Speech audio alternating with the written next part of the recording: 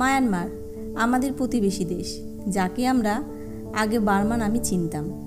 দক্ষিণ পূর্ব এশিয়ার এই দেশটি ইতিহাস, রাজনীতি এবং সামরিক শাসনের এক জটিল অধ্যায় নিয়ে দাঁড়িয়ে আছে। ভৌগোলিক পরিচিতি। মায়ানমার অবস্থিত দক্ষিণ পূর্ব এশিয়ার পশ্চিমাংশে। এর উত্তরে চীন, পূর্বে থাইল্যান্ড ও লাওস, দক্ষিণে আন্দামান সাগর এবং পশ্চিমে ভারত ও বাংলাদেশ। রাজধানীর নাম এখন নেপিদো, যদিও পুরনো রাজধানী ইয়াঙ্গুন এখন সবচেয়ে বড় শহর। মায়ানমারের ইতিহাস হাজার বছরের পুরনো। একসময় এখানে রাজত্ব করত শক্তিশালী রাজবংশ, যেমন বাগান সাম্রাজ্য।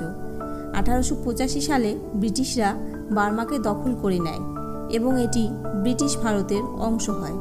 পরবর্তীতে 1948 সালে মায়ানমার স্বাধীনতা লাভ করে, কিন্তু স্বাধীনতার পর থেকেই দেশটি রাজনৈতিক অস্থিরতা, গৃহযুদ্ধ এবং সামরিক শাসনের মধ্যে দিয়ে চলেছে।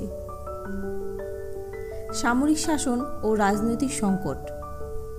1962 সালে সামরিক বাহিনী ক্ষমতা দখল করে এবং দীর্ঘদিন ধরে একনায়কতন্ত্র শাসন চলছে।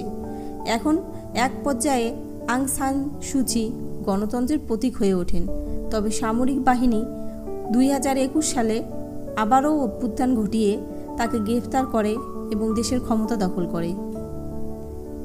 এই ঘটনার পর দেশ জুড়ে গণ আন্দোলন, সহিংসতা এবং মানবাধিকার লঙ্ঘনের খবর ছড়িয়ে পড়ে। রোহিঙ্গা সংকট। মায়ানমারের সবচেয়ে আলোচিত ও সমালোচিত ইস্যু হল রোহিঙ্গা সংকট। 2017 সালে লক্ষ লক্ষ রোহিঙ্গা মুসলিম মায়ানমার থেকে পালিয়ে বাংলাদেশে আশ্রয় নিতে বাধ্য হয়। জাতিসংঘ এটিকে জাতিগত নিধনের চেষ্টা বলে আখ্যায়িত করেছে। অর্থনীতি ও সমাজ। মায়ানমার একটি খনিজ ও প্রাকৃতিক সম্পদে ভরপুর দেশ। তেল, গ্যাস, রত্নপাথর এবং টিক কাঠের জন্য দেশটি বিখ্যাত। তবে দীর্ঘ রাজনৈতিক অস্থিরতা ও আন্তর্জাতিক নিষেধাজ্ঞার কারণে দেশটির উন্নয়ন বাধাগ্রস্ত হয়েছে। আন্তর্জাতিক সম্পর্ক। চীন ও রাশিয়ার সঙ্গে মায়ানমারের সম্পর্ক অতি ঘনিষ্ঠ, বিশেষ করে সামরিক দিক থেকে। অন্যদিকে পশ্চিমা দেশগুলো মানবাধিকার লঙ্ঘনের অভিযোগে দেশটির উপর নিষেধাজ্ঞা আরোপ করেছে। মায়ানমার সম্পর্কে টপ 10টি চমকপ্রদ তথ্য আপনাদের সামনে তুলে ধরছি। রাজধানী শহর ভূতের শহর। মায়ানমারের বর্তমান রাজধানী নেপিদো এক বিশাল এলাকা জুড়ে গড়ে তোলা হয়েছে, কিন্তু সেখানে জনসংখ্যা খুবই কম। রাস্তাগুলো ফাঁকা, ভবনগুলো প্রায় খালি, ফলে একে অনেকে ঘোস্ট সিটি বলে থাকেন। সপ্তাহে 8 দিন। মায়ানমারে সপ্তাহে 8 দিন গণনা করা হয়।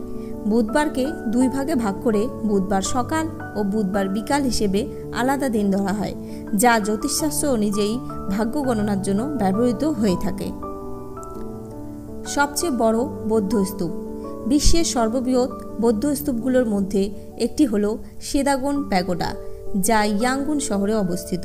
এটি প্রায় 2500 বছরের পুরনো এবং এর চূড়ায় সোনার পাত ও হীরা বসানো আছে। নাম পাল্টে ইতিহাস তৈরি। 1989 সালে সামরিক সরকার দেশটির নাম বার্মা থেকে মায়ানমার রাখে। অনেক দেশ এখনও পুরনো নাম বার্মা ব্যবহার করেন, কারণ সামরিক সরকারের দেওয়া নাম তারা মেনে নেয়নি।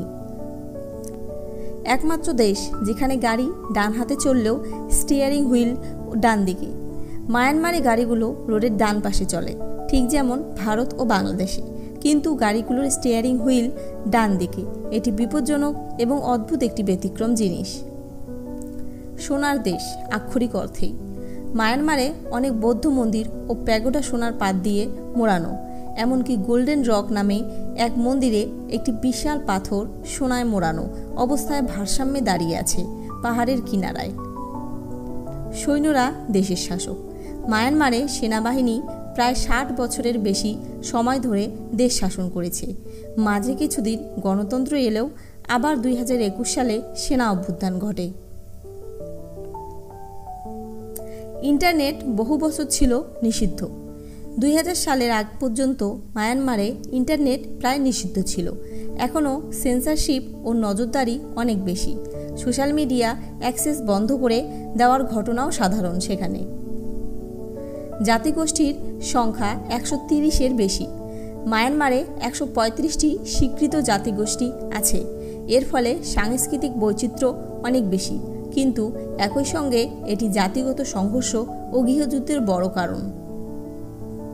রোহিঙ্গাদের নিজ দেশের নাগরিকই মনে করে না। রোহিঙ্গারা শত শত বছর ধরে রাখাইন রাজ্যে বসবাস করলেও মায়ানমার সরকার তাদের নাগরিকত্ব দেয় না। এর ফলে লাখ লাখ রোহিঙ্গা এখন বাংলাদেশে শরণার্থী। মায়ানমার সত্যি একটি চমকপ্রদ দেশ। ইতিহাস, সংস্কৃতি ও রাজনীতির মিশেলে ভরপুর। এই তথ্যগুলো জানার পর আপনি কি ভাবছেন? নিচে কমেন্ট করে জানাতে ভুলবেন না। আর ভিডিওটি ভালো লাগলে লাইক ও সাবস্ক্রাইব করুন।